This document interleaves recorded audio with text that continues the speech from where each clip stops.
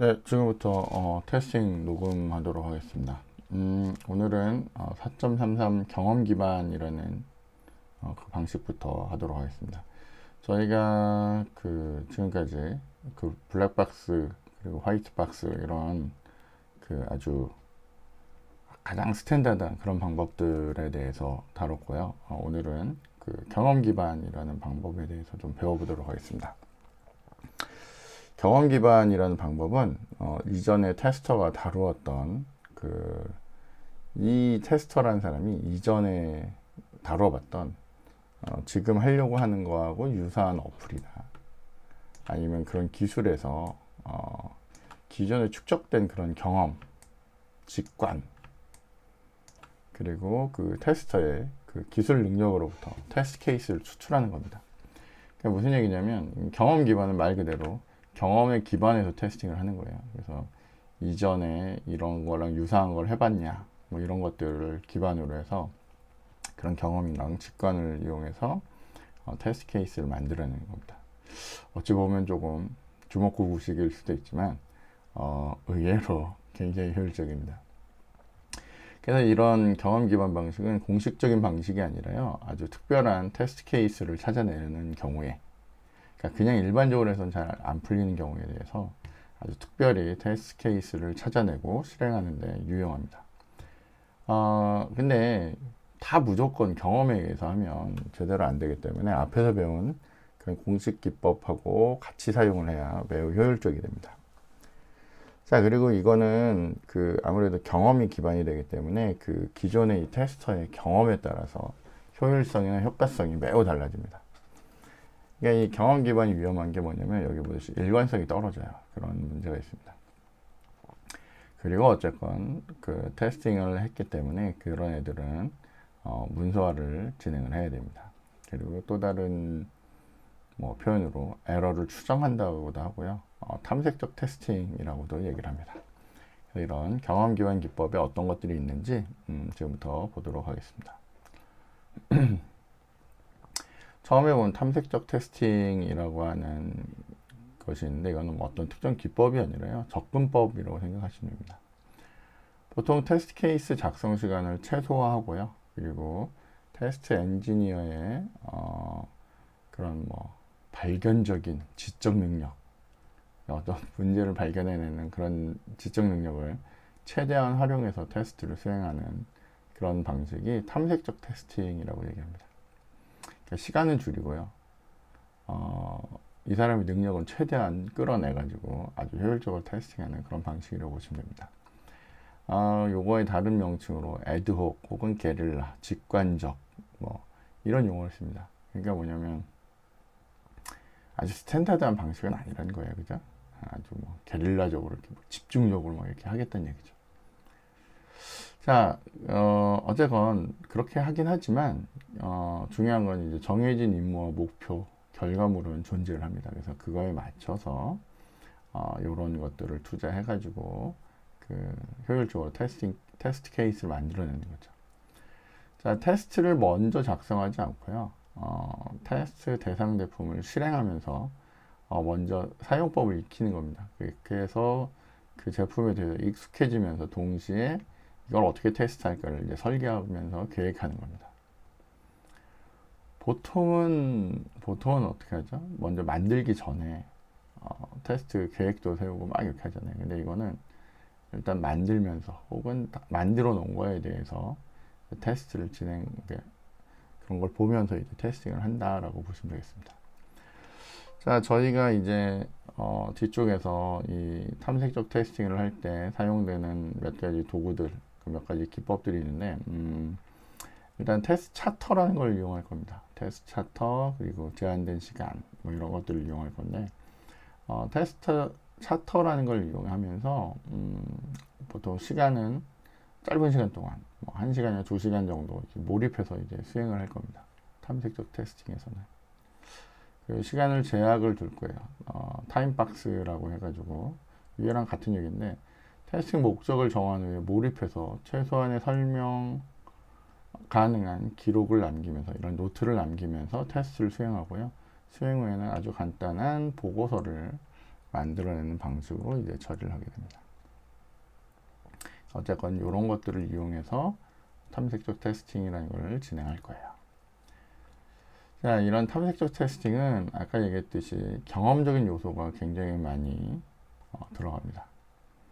아까 얘기했듯이 또 테스트 케이스를 작성하고 이 문서화 이제 하면서 처리를 하는데 이런 부분을 어쨌건 드는 노력들은 최소화입니다. 그러니까 원래 기존에 저희 쓰던 명세 기법 뭐 이런 애들은 어쨌건 문서에서 문서로 다 가는 애들거든요. 근데 이거는 딱 찍어서 하고 싶은 것만 빵 하는 거죠. 그러다 보니까 이런 문서화를 하긴 하지만 그 노력은 이제 많이 줄일 수 있습니다.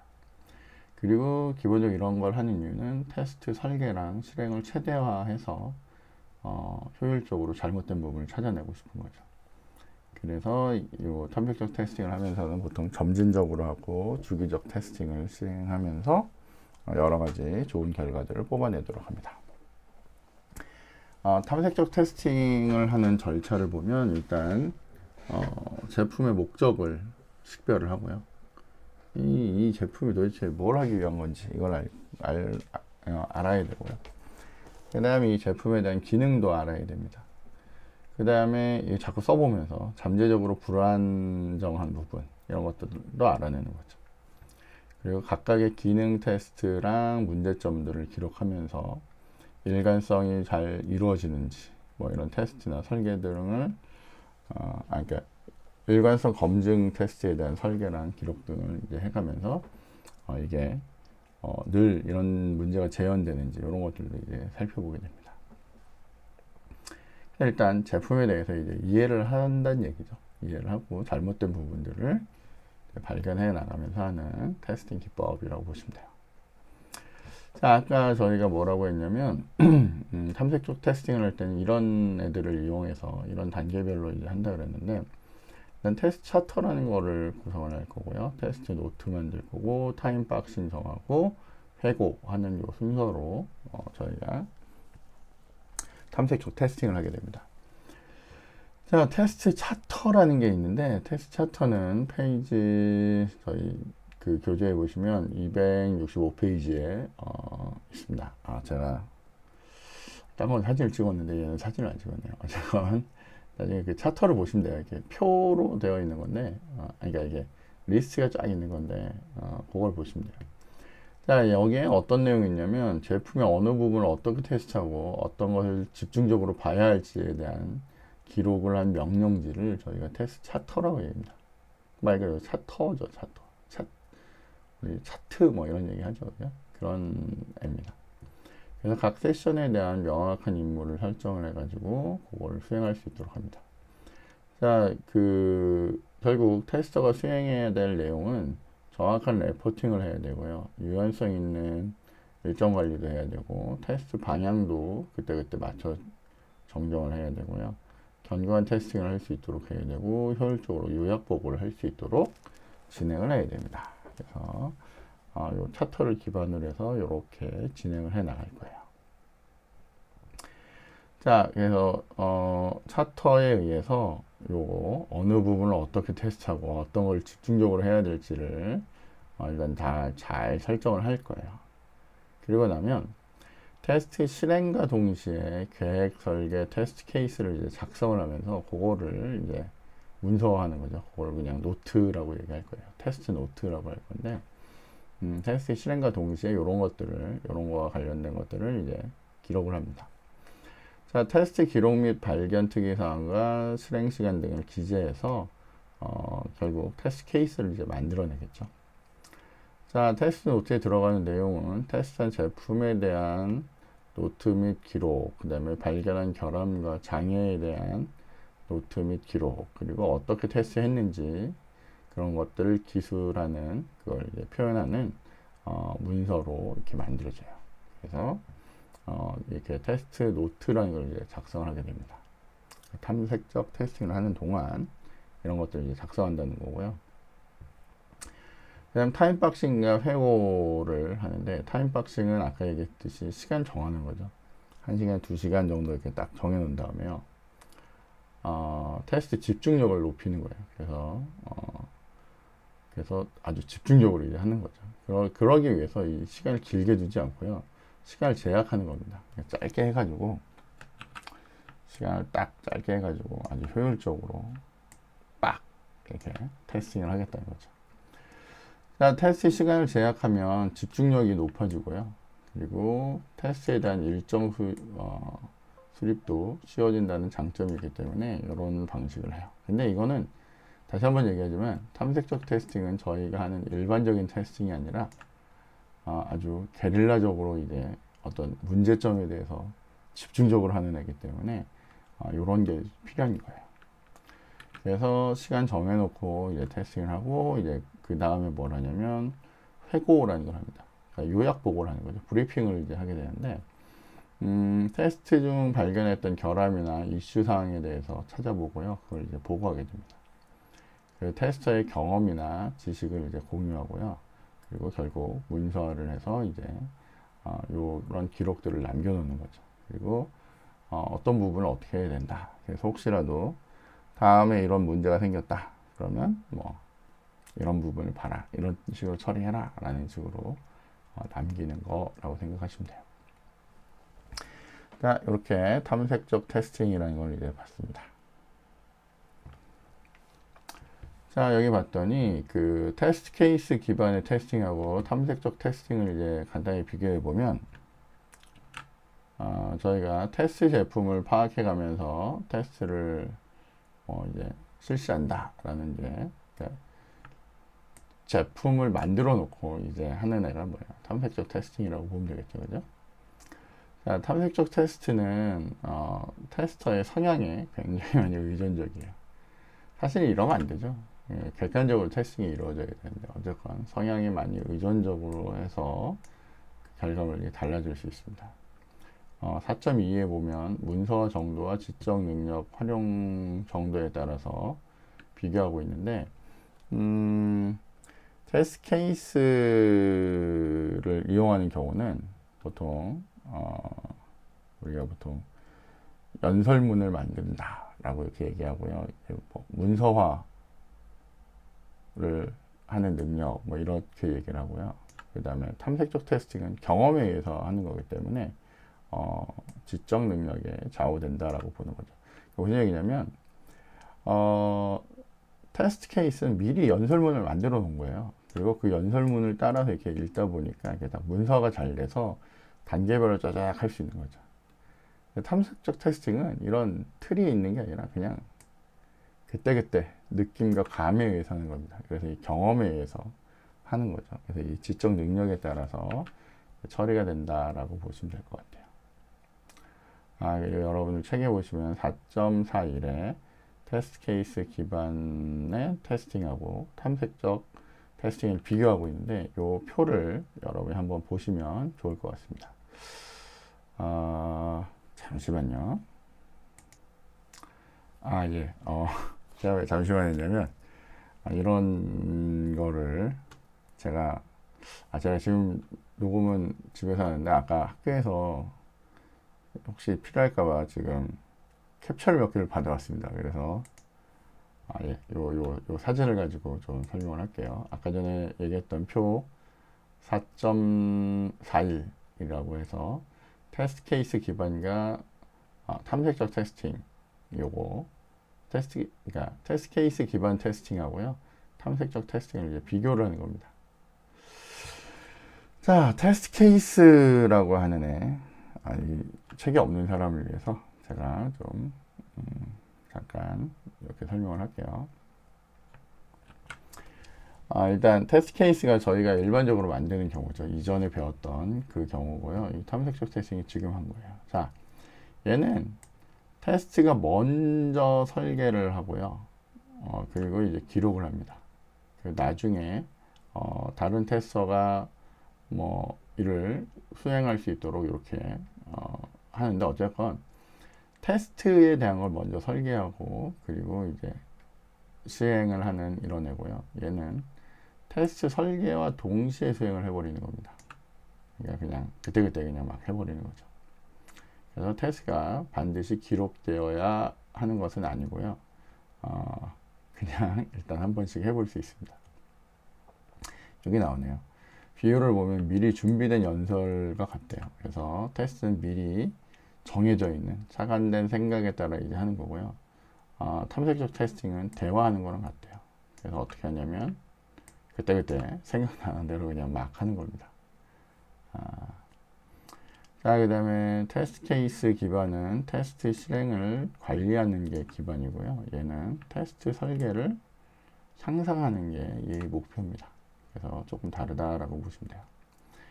자, 테스트 실행을 시작하기 전에 테스트 케이스를 먼저 작성해야 되는 거고요. 얘는 프로젝트 기간 내내 테스트를 계획과 설계와 실행을 반복하는 거예요. 그래서 그때그때 그냥 막 하는 겁니다. 필요할 때. 자, 그 다음에 테스트 문서 작성과 검토에 많은 에너지가 소비가 되죠, 이게. 미리, 요거 전에 우리 되게 이것저것 잔뜩 배웠잖아요. 이렇게 소비가 많이 되는데,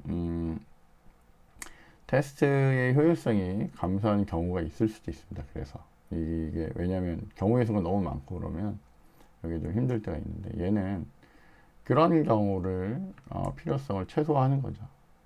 그래서 보다 많고 보다 복잡한 테스트에 상대적으로 많은 노력 투자를 할 수 있도록 이렇게 만들어주는 겁니다. 자, 요렇게 우리가 화이트박스나 블랙박스를 하는 이유는 테스터 간의 능력 차이를 없게 하고 싶은 거예요. 테스터 간의 능력 차이를 최소화해가지고 누구라도 그 규칙에 따라서 하면 다 되도록 만들고 싶어요. 이거는 이 능력에 따라서 이제 하는 거죠. 사람마다 이제 찾아내는 것들이 달라지는 겁니다. 여기 보면 테스터가 아닐 수 있는 테스트 설계자가 테스트를 설계할 수도 있습니다. 근데 여기는 테스트 설계자일 수 있는 테스터가 테스트를 설계합니다. 이건 뭐 그냥 대충 보시면 될 것 같아요. 말이 되게 어렵네요. 그죠? 그 다음 얘가 지금 조금 길어볼까요? 네. 좀 잘 안 되네요. 자, 여기 보면 완벽하게 여기에 테스트 케이스를 돌릴 때는 한 번에 테스팅을 하도록 하는 거고요. 여기 탐색적은 아까 봤듯이 점진적으로 주기적으로 테스트 하려고 하는 방식이다라고 보시면 되겠어요. 그래서 대충 비교를 해보시면 좀 특이한 거구나. 그리고 문제가 있으면 거기에 집중하려고 하는 거구나 라고 그렇게 이해를 하시면 될 것 같습니다. 자, 요거는 요렇게 내리고요. 이제 다시 또 들어가겠습니다. 자, 그 다음에 여기 보면 그림 4-23에 보면 리스크 기반 전략에서 탐색적 테스팅의 접근 방법 활용이라고 되어 있는데 요것도 제가 그림을 잡아왔는데 요거 보면 되겠네요.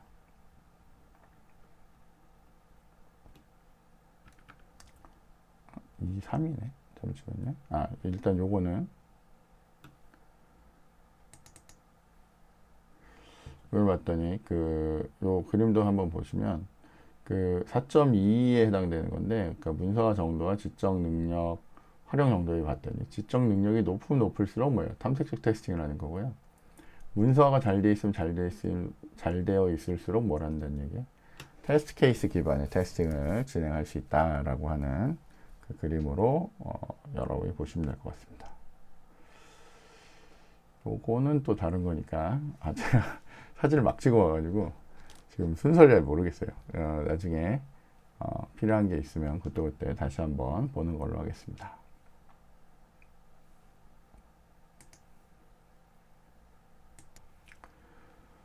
네, 리스크 기반 테스팅과 연계한 탐색적 테스팅의 활용이라고 하는 부분은 4.23에 있는 그 그림을 한번 보시면 될 것 같아요. 제가 그림은 안 가져왔네요. 그래서 그냥 이 부분 넘어가겠습니다. 자, 다시 탐색적 테스팅의 효과를 봤더니 탐색적 테스팅의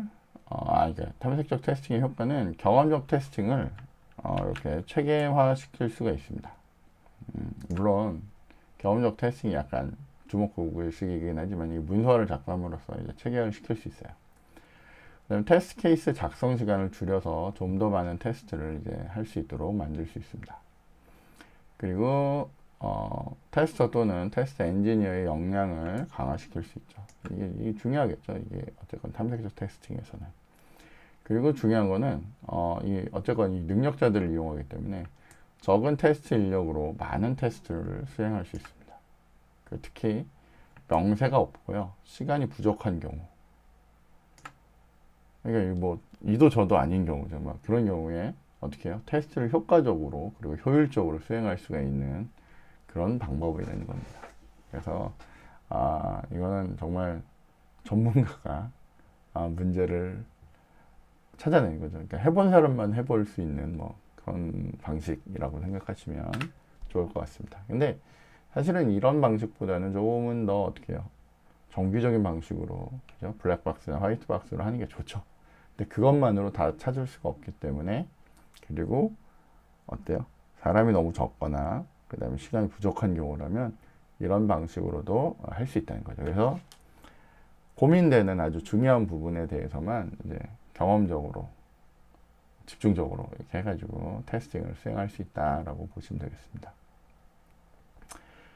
자, 여기 봤더니 탐색적 테스팅 프로세스 절차를 봤더니 일단 제품 명세나 소프트웨어 기능 명세가 이렇게 있으면 리스크 분석도 하고요. 리스크 분석서 및 테스트 전략을 이제 만들어냅니다. 그리고 탐색적 테스트 계획서를 작성하고요. 테스트 계획서를 이제 만듭니다. 그리고 아까 얘기했던 차터를 이제 만드는 거죠. 그래서 어떤 방식으로 이제 할 거다라는 걸 계획을 이제 만들어내는 겁니다. 그 다음에 이제 실제 설계하고 실행하는 단계에서는 차터를 할당하고요. 그거에 의해서 실제로 실행 계획, 실행 설계 계획을 이제 합니다. 자, 근데 이 실행 설계 계획 단계에서는 테스트를 기록하고요. 테스트에 대해서 테스트 노트라는 걸 만듭니다. 이슈가 발생하면 이슈에 대한 결과를 작성을 해요. 그리고 요렇게 수행한 거에 대해서 어떻게 하냐면 간단하게 브리핑을 합니다. 회고를 하는 거죠. 그래서 테스트 기록에 대한 세션 결과 보고서를 만들 거고요. 그 다음에 이런 회고에 대한 회의록을 기록을 할 겁니다. 그래서 이렇게 실행과 설계와 실행을 진행을 할 거예요. 탐색적 테스팅에서는. 그리고 맨 마지막에는 어떻게 할 거냐면 테스트에 대한 이슈를 분석을 할 거고요. 그 다음에 테스트의 그 종료를 하면서 이제 전체적으로 이제 회고를 하겠죠. 어떤 점이 문제가 있었다, 어쨌다. 그리고 테스트 종료 보고서를 작성할 겁니다. 그러면서 이제 종료를 하는 게 탐색적 테스팅의 프로세스 절차라고 보시면 되겠습니다. 이 그림도 한번 잘 보시면 될 것 같아요. 지금까지 설명한 거를 이렇게 쭉 그림으로 나타낸 거다라고 보시면 될 것 같아요.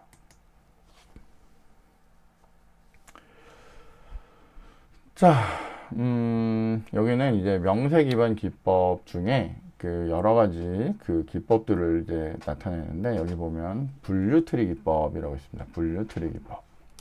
분류 트리 기법은 제가 요것도 그림으로 있거든요. 요겁니다. 요게 분류 트리 기법이에요.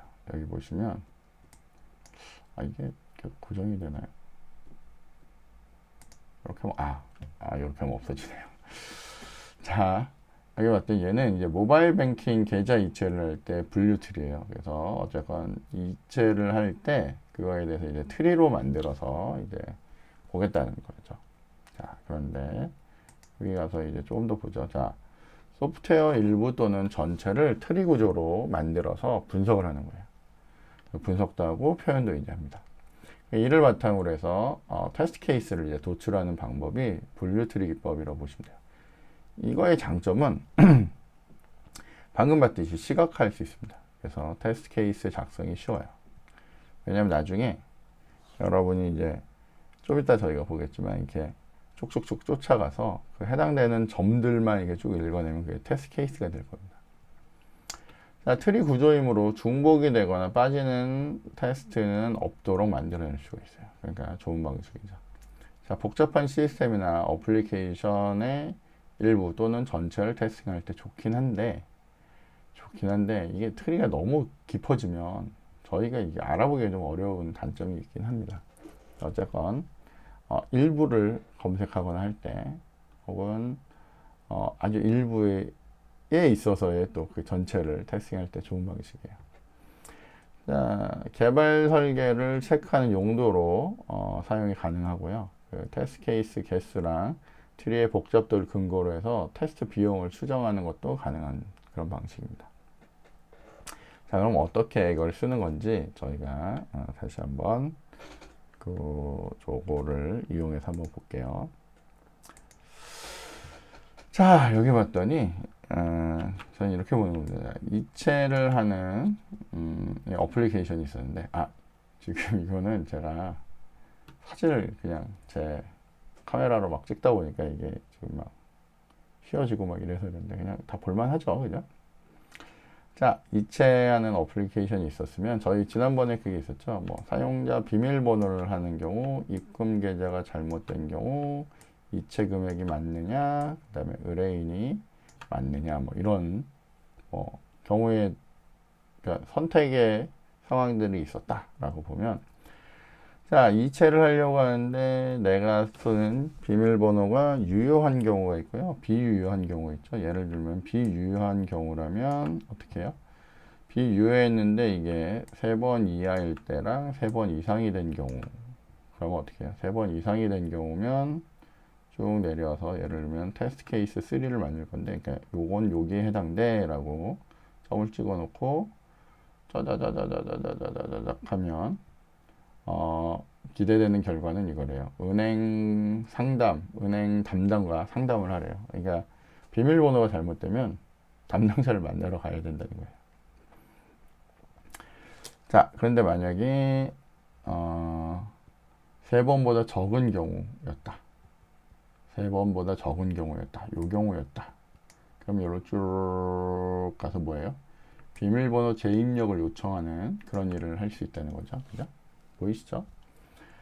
자, 근데 유효했어요. 비밀번호가 유효해서 이렇게 내려왔단 말이에요. 그러면 그 경우를 첫 번째 경우를 볼 수도 있고요. 뭐 어쨌건 그거에 해당되는 경우를 여러 가지로 시작점으로 따질 수 있다는 거죠.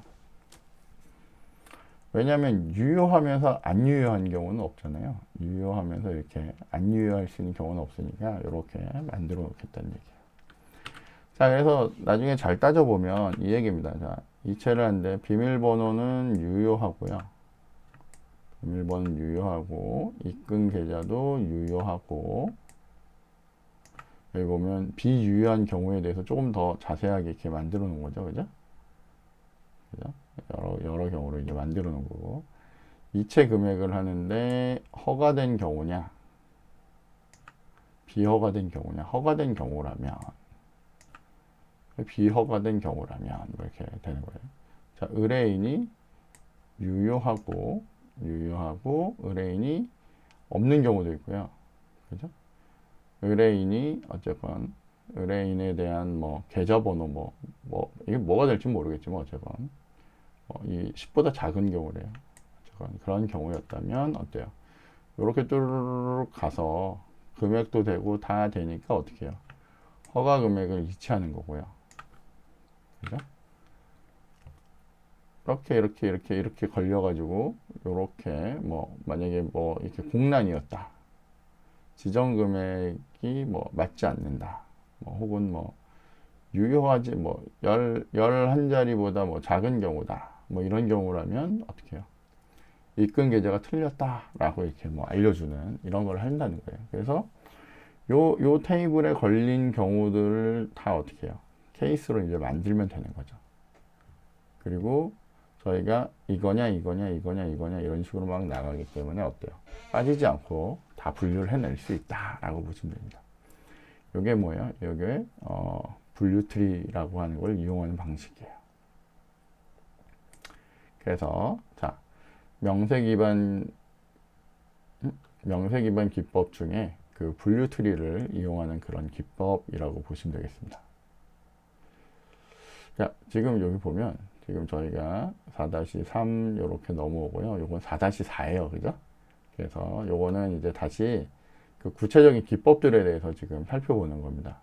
저희가 지난번에 이게 또 여러분들 헷갈렸을 수가 있어서 그런데, 여러분들 여기 앞쪽에 보시면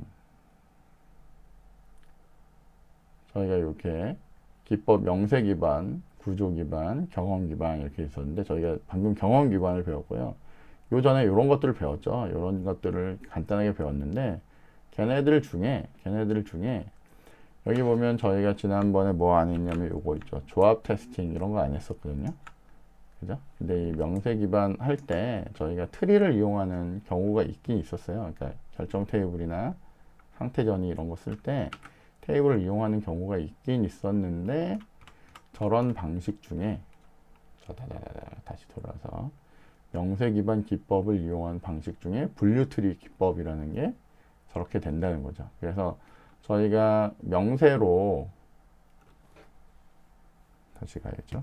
명세로 저희가 이런 식으로 명세를 다 해놨었단 말이에요. 명세가 다 있을 때 어떻게 해요? 이렇게 트리를 이용한 이런 분류 트리를 이용해서 만들어낼 수 있다라는 거를 저희가 지금 하나 본 겁니다. 그래서 명세 기반 기법 중에 분류 트리 기법이라는 건 이런 거구나 라고 보시면 되겠습니다.